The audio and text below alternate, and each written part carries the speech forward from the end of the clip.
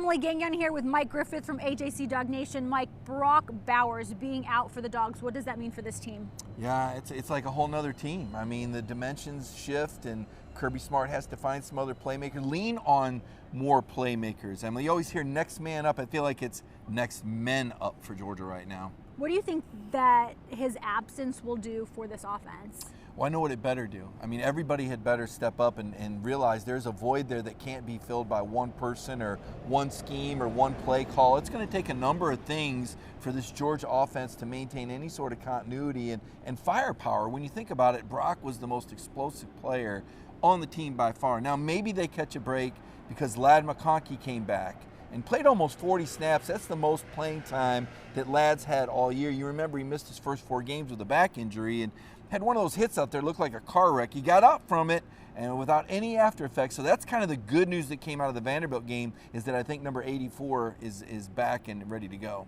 Sticking with Brock before we get to Ladd a little bit more, how much of a leadership role has he taken on? And I say that because he's a very quiet guy. Right. And I often wonder, in the locker room, do you think he speaks up a lot and speaks out to the team? Do you think that leadership will be missed? Yeah, I think the leadership is more with Brock's presence. You know, you got a dude like that, a go-to guy, right? We heard so many people, Ben Watson, then we heard Mark Stoops compare him to Michael Jordan. Okay, and Jordan had a presence, and the older audience is going, yeah, we know, and the younger audience is going, LeBron. But Jordan had a presence, and you knew he was a go-to guy, and a guy you could count on in the clutch. And I think there was a sense of comfort that, hey, as long as number 19's out there, we got this. There's a guy, Carson Beck certainly knew when he scanned the field where Brock Bowers was. Well, now all of a sudden, there's no Brock Bowers, and who's going to fill that go-to role, and where does Carson Beck look now? And that's why I said everybody's got to step up. Also, the Georgia offense becomes much easier to game plan for because every other defensive coordinator starts with number 19 and how are you going to defend this guy and what's the plan and who's the linebacker and who's the safety, and now you go, whew, new priorities. Don't have to worry about Brock Bowers if you're the defensive coordinator any longer. Only Mike could mention LeBron and Michael Jordan along with Brock Bowers in the same sentence. But listen, for Carson Beck, this changes things, obviously. Super comfortable with Brock Bowers. Who do you think, if it's not Ladd McConkey, he's most comfortable with other than Brock? Well, that's a good question. You know, we mentioned McConkey. Oscar Delp does some nice things, but he's in more of a conventional tight end role, right? He does a little bit more of the blocking as well as going out. Here's the question, Lawson Lucky. This is the name to watch for. People are like, Lawson Lucky. You heard a little bit about this guy in the spring. You heard that he was at the bowl practices. And then, yes, he had tightrope surgery back in August. He's been back 2 games, Emily, but he's only played 9 and 10 snaps these 2 games. Kirby kind of teased this, told us in advance, he's going to fast-track this kid. Lawson Lucky has some playmaking potential at the tight end position. Might be a lot to ask out of a freshman, but right now it's all hands on deck.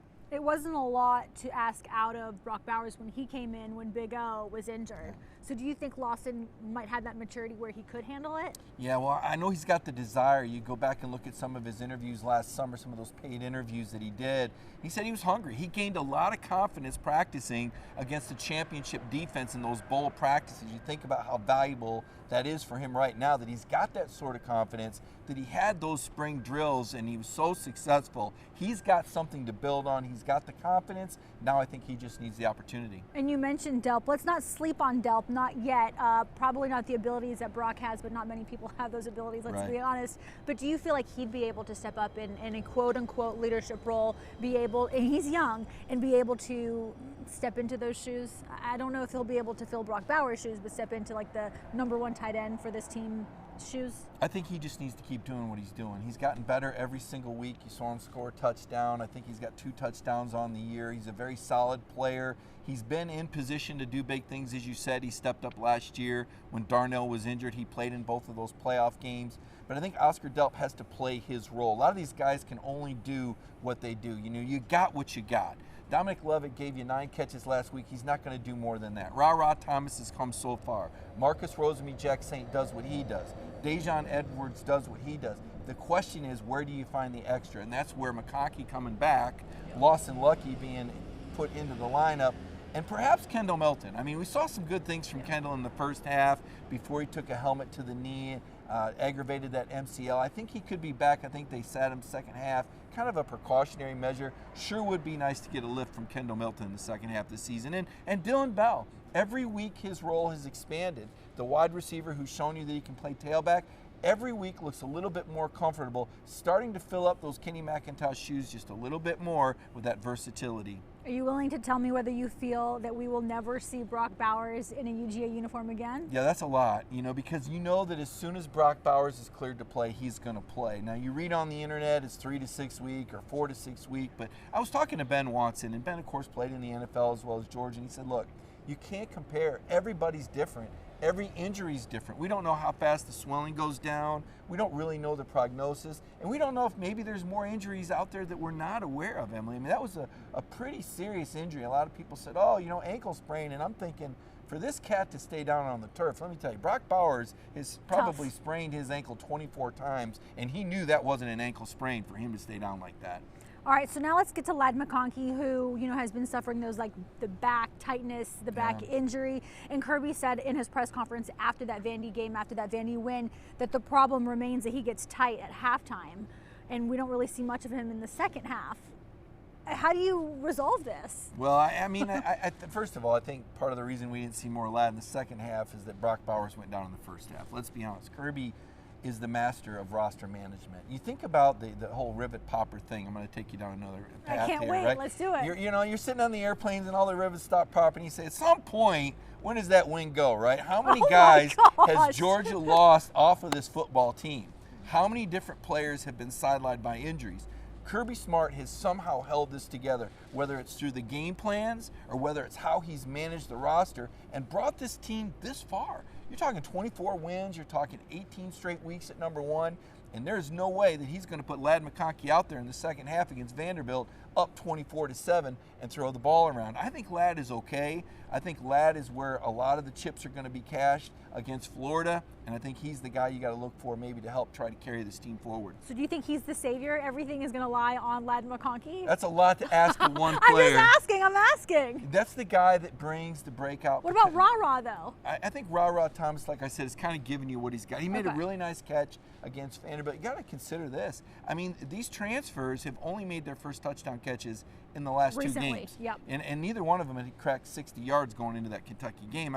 I don't want to say they've been disappointing because I don't think they have. I just think that their roles have maybe been a little bit more limited than we expected. Maybe we got a little spoiled by Lawrence Cager and what he did when he came in and what an impact and dynamic player he was just a few years ago. I think both of these guys have had to learn the Georgia offense. They've gotten better each week, but you kind of got what you got there. And now you got to find that extra.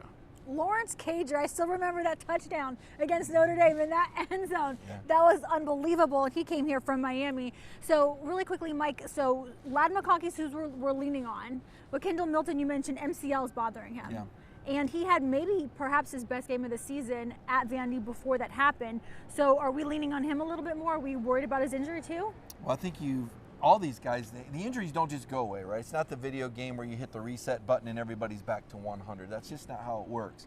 These injuries are managed throughout the season. They get a little bit better. They've got a couple of weeks. This bye week obviously came at a great amazing time. Yes. Amazing. And there's another break for Georgia. There's been a lot that's had to go right for Georgia to win 24 straight games. And you know what streak's really amazing? They've won 23 in a row in SEC games. If they win another SEC game against Florida, they will tie Steve Spurrier's mark from 94 to 97 of 24 straight SEC wins, and how poetic would that be? So there's a lot on the line. Kirby's doing his best to manage the roster. Bobo's going to take a look at what he's got. That, as Kirby said, they're not playing with the full deck now. Kind of feel like the aces have been taken out with Brock Bowers out of that offense. Yes. Got to figure out a different way to get it done. You know Mike Bobo's going to work on that.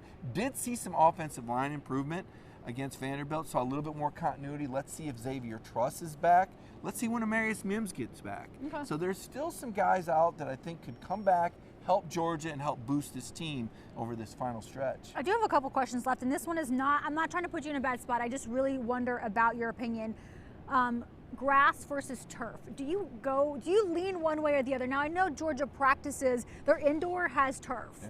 You know, they're obviously outdoors, they have grass, but do you feel like there's something to that whole like players have more injuries on turf? Or, and again, I'm not trying to like put you like in a bad spot here, but some people really feel strongly about that, and obviously Brock got injured on turf. Yeah, I mean, some injuries are more likely than others on turf, and there's also some advantages to turf, and I know the NFL has done some studies on this, and the turf's a little bit harder. I think it's a little bit more prone to maybe concussions. I feel like it's a little bit harder. Maybe the footing, you know, you're more likely to get something trapped under somebody, whereas the grass would give. I don't know that we can really attribute Brock's injury to that. I mean, let's face it, every time Brock Bowers caught the ball, usually it was 2, 3, 4, 5, 6 people that would hit him before he went down.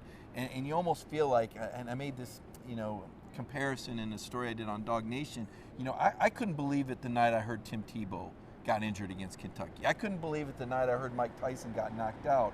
And I had a hard time believing that number 19 was on the turf. But these are humans. I mean, they work very hard, but at the end of the day, this is a really violent, physical game. And I think if you take enough hits, sooner or later, your number comes up. My last question for you, the schedule coming up, a very tough one. This is like the tough meat of their schedule. You got Florida right after the bye, then Mizzou, then Ole Miss, then Tennessee. That is week after week after week of having to play your best ball without your best player. Yeah, arguably the toughest schedule that anybody's seen in recent history. Emily, I haven't researched it yet, but I'm not sure that there's been another team that's played the final 4 games of their SEC schedule against teams that all have control of their destiny. You take a look at all these teams, they're also all coming off of wins. Even Ole Miss and Georgia Tech, which I believe had byes, they had wins before the byes. Everybody has momentum except Kirby Smart and the Georgia Bulldogs, and that's what they're going to use this bye week for, right? What did Kirby say at Vanderbilt? Bring your own juice, and construction hats, by the way. But he's going to have to find some momentum during this bye week. And we're going to bring him some juice if we can. Mike Griffith, AJC DawgNation, thank you so much for your time. We're bringing juice boxes, guys.